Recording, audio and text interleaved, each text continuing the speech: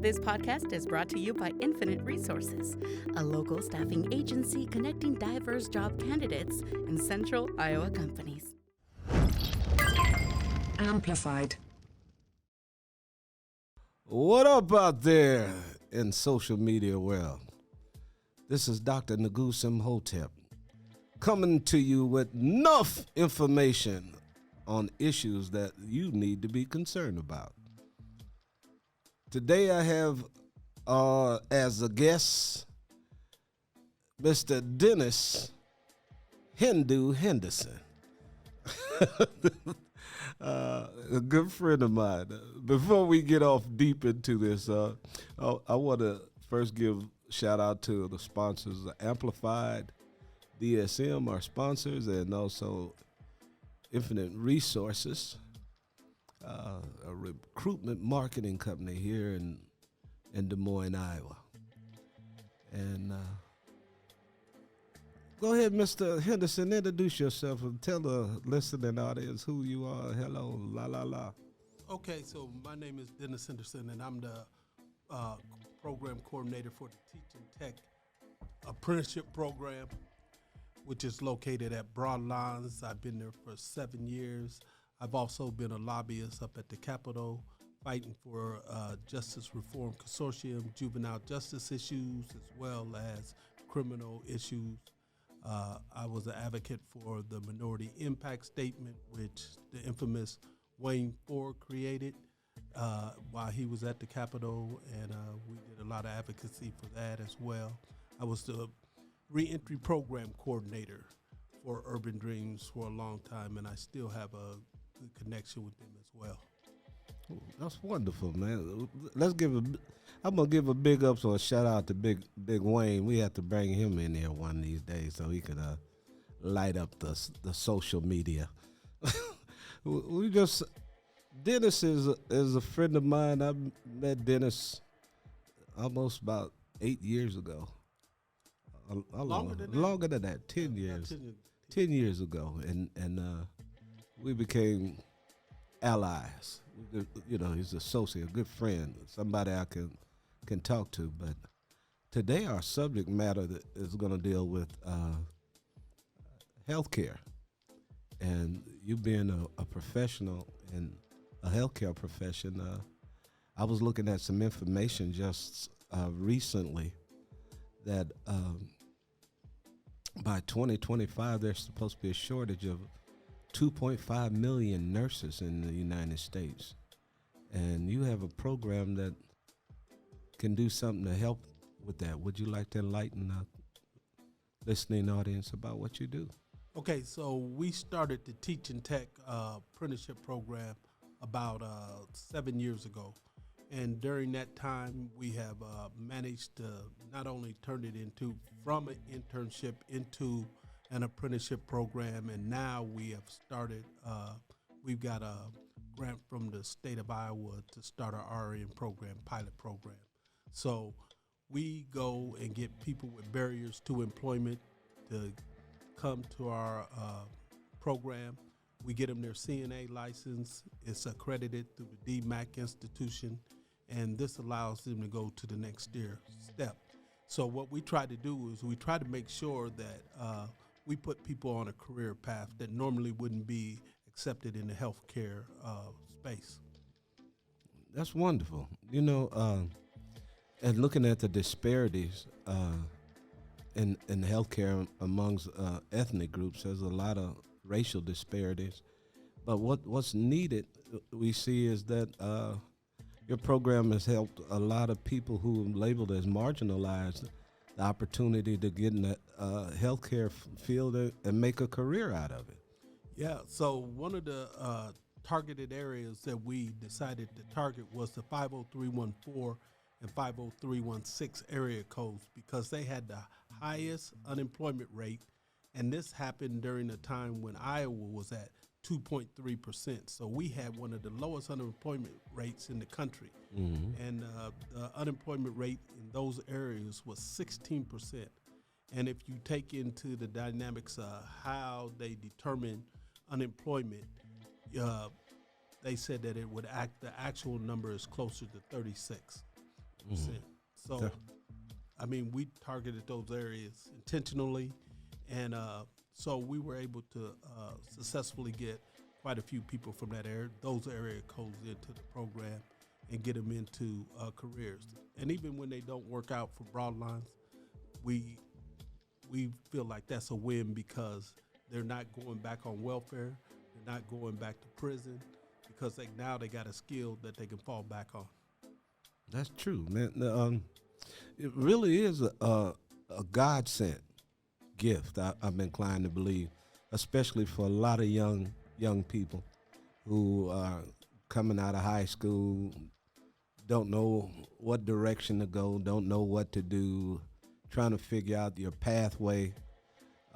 This program here, I know I've worked with you through Urban Dreams for 4 years, and I noticed that once you get these licensed as a certified nursing assistant, you can even do more with that if you hang on with Broadlawns, right? Oh, there's quite a bit more that you could do. So like I said, it's an accredited program so some of the programs in Des Moines, what they do, some of the hospitals, what they do is they get you the CNA license, but you're only able to practice at their facilities. If you were to go out and try to transition that into like the CMA or the LPN or something like that, then you would have to go back and go to an accredited school. So we were intentional about picking DMAC as our educational vendor, and that way that you could add on, it was a natural progression instead of a regression. Okay. I want to let our listening audience know, too, that our viewing audience, that DMAC stands for Des Moines Area Community College. I ain't doing nothing for them. They should put some money in my pocket for saying that. But still, I just wanted to just let y'all know Des Moines Area Community College is the one that is connected and working in collaboration with Broadlawns Hospital to make this thing happen. And I, as a matter of fact, I remember one young man that was from Somalia that got in the program, and you told me last year, this last year, he's going into medical school? Yeah, he graduated from the University of Iowa. He got his white coat, Abdullahi Muhammad, and so he's into neuroscience. Yeah, let me tell you a story. Okay. We met at Smoky Row. Okay. And this is years after he went through our training. And man, just to see the growth that he had achieved in those 4 years was amazing. You know, you see a young kid that's the youngest kid in the class, and then he graduates and goes off to college and comes back home, and now he's talking like a grown man. Oh wow! And he was a like me. It's like the student teaching the teacher.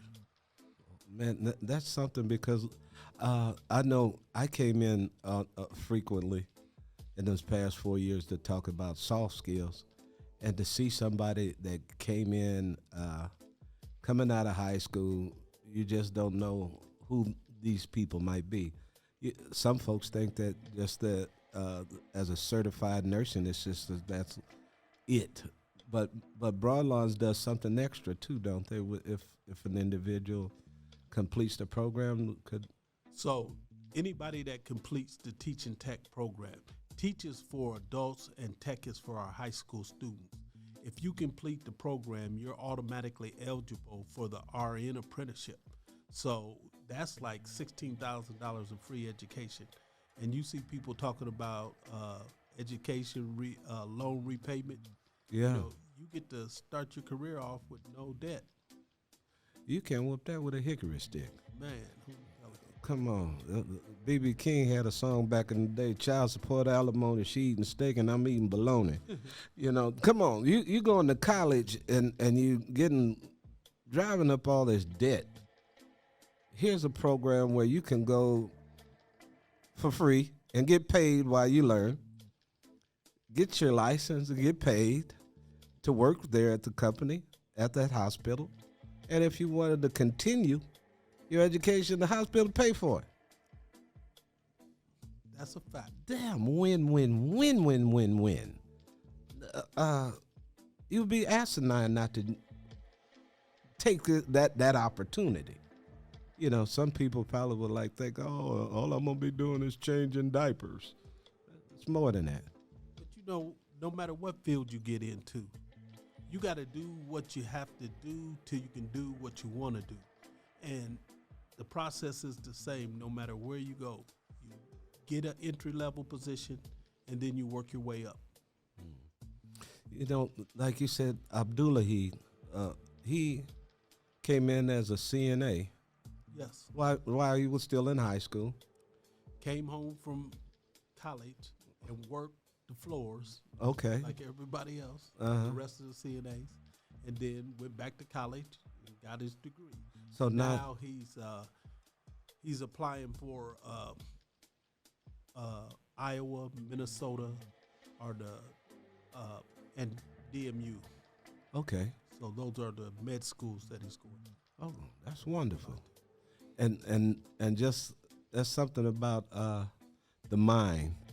Just like when you're dealing with agriculture, somebody digs the ground and owns the ground and plants a seed, and this program helped plant that seed in that young man, even though it could have been there already. Yeah. But what this program did was to put fertilizer or the rain that fell to make that seed grow. And now this particular seed's about to become a neurosurgeon, probably. Exactly. And so the White Coats movement was started by a brother out in Philadelphia. And now we say teaching tech is the road to white coats, because not only do we have Abdullah, but we have two other young men of from different minority groups, Asian and Latino, and they're also in med school that went through the program. So I mean, I love this. This is a heck of a program and a great opportunity for young people to get a step in the right direction, you know. But I cringe though when I hear people say minority and they talking about us.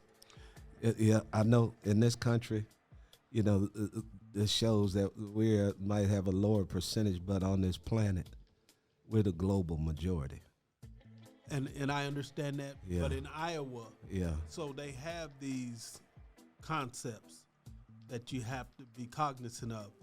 See, in Iowa, minority means everything but white males. Mm-hmm. So the disabled fall in that category. Women fall into that category.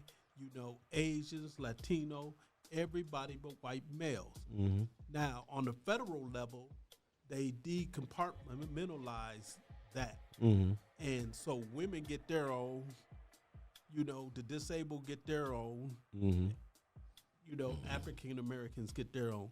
So that's why we're in Iowa. So when I say use the term minority, Yeah, I got you. I mean it numerically and, you know, contextually. Yeah, here in this state, because it is.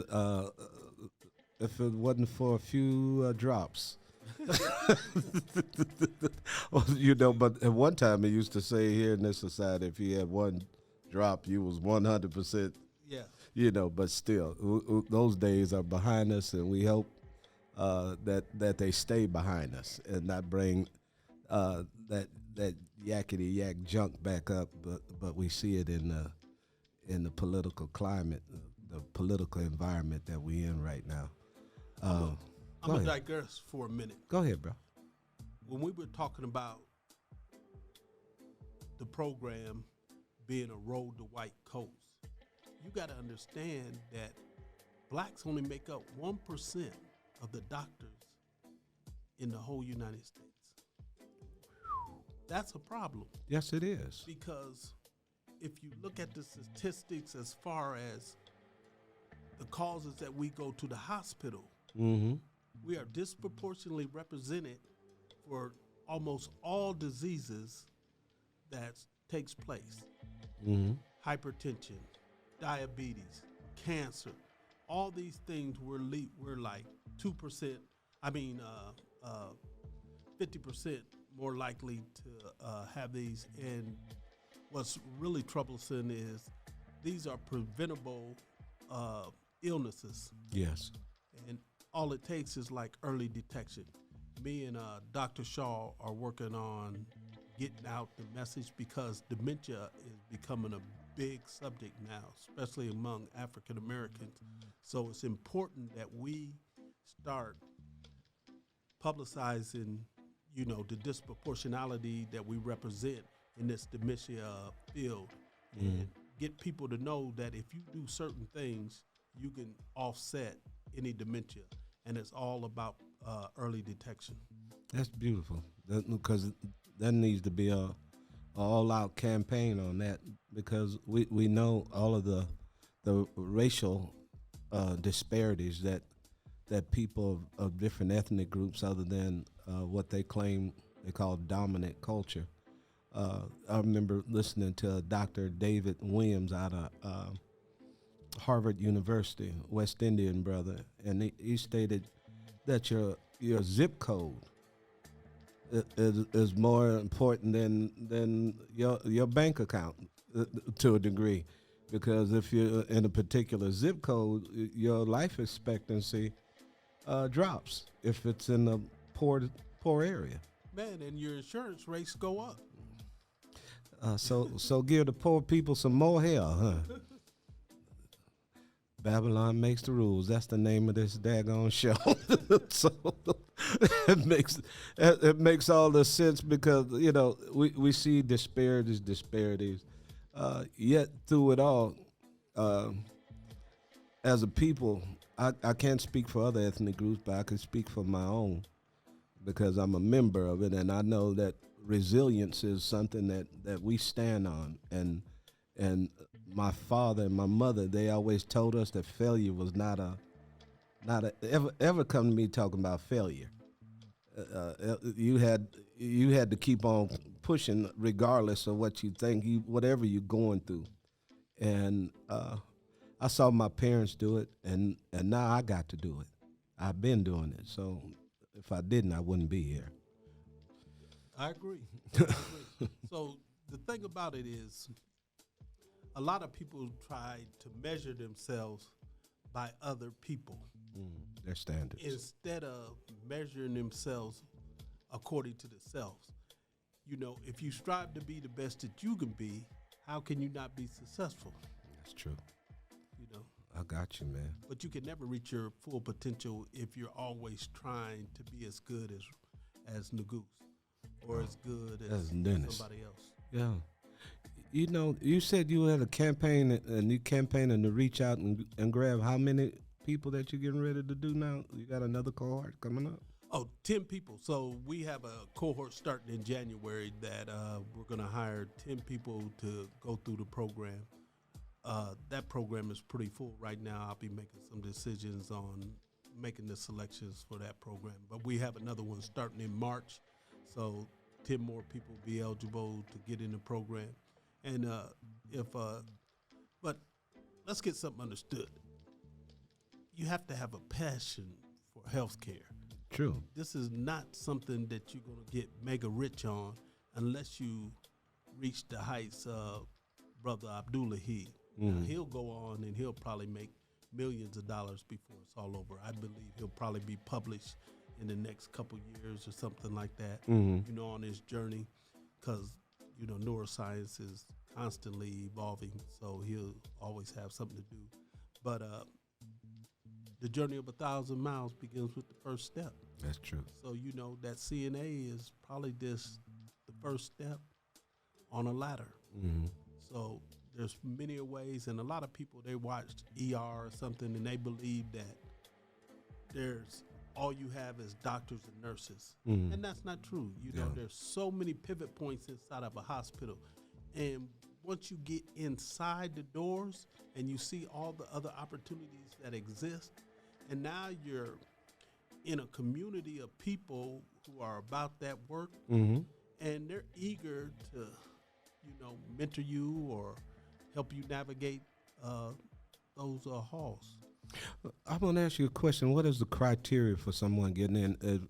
If they had, in regards to someone that may have a tarnished background, a criminal background, what would be some issues that would deny somebody from coming into this particular program?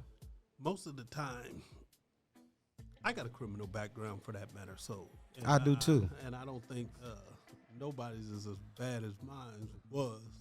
But Once upon a time. DHS has a process that you have to go through. Mm-hmm. And it's not what you did, it's how long ago you did it and what have you did since you did it. Mm-hmm. You know, so that plays a major role on if you're accepted into the program or not. So you have to get DHS approval. And even if you don't get approved the first time, they'll give you some steps that you need to take to help you get through that process.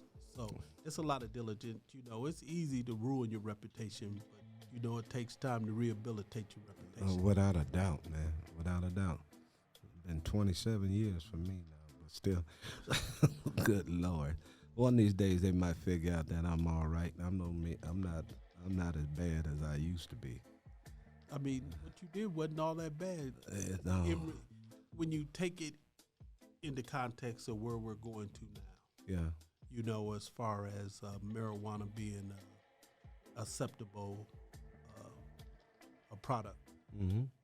I mean, I can see Iowa in the next 10 years being a legalized state. Kim Reynolds, I'll be quiet now. We're surrounding us, right in Missouri, it's legal, and Illinois is legal, and Minnesota is legal, and Nebraska they decriminalized a certain amounts, but Iowa is still just. But I mean, it's like anything. Mm-hmm. After a while, you're gonna have to get on the same page because it's gonna be too hard to have all these surrounding states, you know, with the legalization, and then like for your workforce and stuff like that, it's hard because we have a marijuana law, you know. So one of the things about our marijuana laws is that now if a person wants to get a job and he has a license to smoke or a permit, then what happens when he has to do a drug test? Yeah, because there's a legal issue they're gonna have to face and have to deal with. Yeah, they'll have to confront that one day. Yeah. I'm inclined to believe they're probably facing it right now. I believe so. Yeah, too. because it's a lot of people who use it for medicinal purposes and they have prescriptions, but still the employer shouldn't be able to deny you that if that's your medical on your health, for your health. Exactly. Yeah. And it all depends on what kind of work you're doing. Yeah, that's true. That's true, man. Man, Dennis, I just thank you, man, for coming out today. We cut up a little bit here for a few minutes. Would you leave some information where people know how they can contact you and What you just want me to say? yeah, tell them your name and probably the email address or whatever so they can contact you. My email is dhenderson@broadlines.org. My phone number is 515-805-7563, and I am the program coordinator for the TEACH Tech Apprenticeship Program. So y'all who out there listening and you looking to do something in your life, you don't have to be a spring chicken. You can be one that's been around the corner a little bit and back again. And if you're not working and looking for, and you're concerned or thinking about the healthcare field, I would advise you to reach out to this gentleman because they got a program like none other here in this state. So, you want to say anything else, Dennis? I'm good. Well, I'm going to tell you this. I enjoy hanging out with my brother because me and Dennis, we go out and we smoke them premium cigars sometime. I know, and if we can, we might have to leave this show and go to the cigar bar and get us one or two. I I agree. Well, my motto is a chicken ain't nothing but a bird. We gonna do this thing. We shouting out to everybody out there in the social media world. This is Dr. Nagus Imhotep coming to you with Babylon Makes the Rules. See you again next time. Y'all have a great one. Bye now. This podcast is brought to you by Infinite Resources, a local staffing agency connecting diverse job candidates and central Iowa companies. Amplified.